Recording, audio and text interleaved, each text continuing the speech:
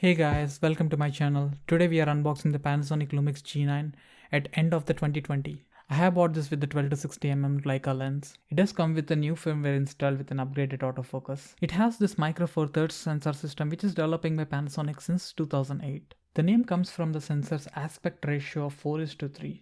The G9 comes with a full resolution 20.3 megapixel sensor plus 80 megapixels high resolution JPG RAW in camera image.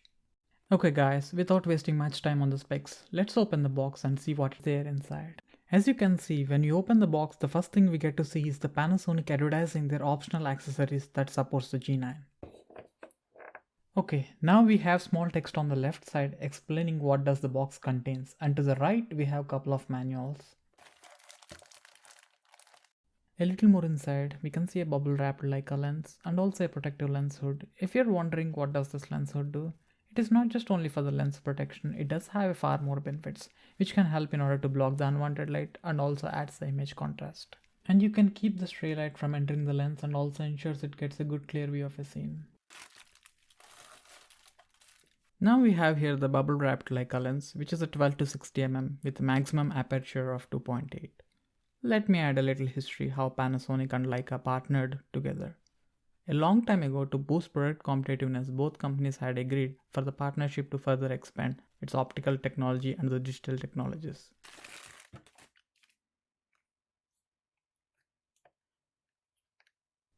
In the front we have the closed lens cap, and when we open it, as you can see, this beautiful stunning lens, and also they have added a text on the corners to describe the lens.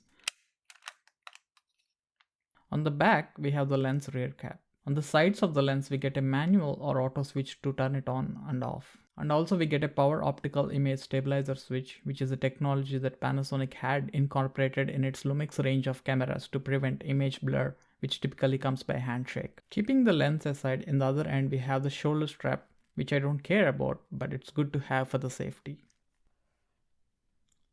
Now we have the camera body in the cloth bag. On the back of the touchscreen we get this nice Lumix logo. Once after we open the touchscreen, there is a small text on the bottom. As you can see, it describes that it has a Bluetooth connection, Wi-Fi, 4K video recording options, and a micro four thirds sensor. Let me add a quick note. When it comes to 4K, you can record up to 60 frames per second. However, on the downside, the recording length is limited to 10 minutes. But if you are recording at 25 or 30 frames per second, the time limit is 30 minutes, which means you have to click manually each time on the record button when the time limit is reached. I hope one day Panasonic will remove this and fix it in the future firmware updates.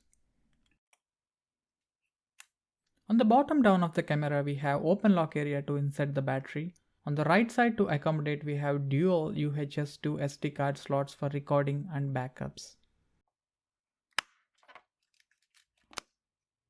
On the left side we get one HDMI port and one power supply port, and also we get another port for 3.5mm audio jack. In the box we get one USB cable, HDMI cable, one AC adapter and one charger.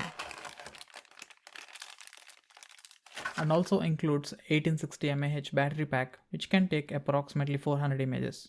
However, on the power save LVF mode, you can get up to 920 images.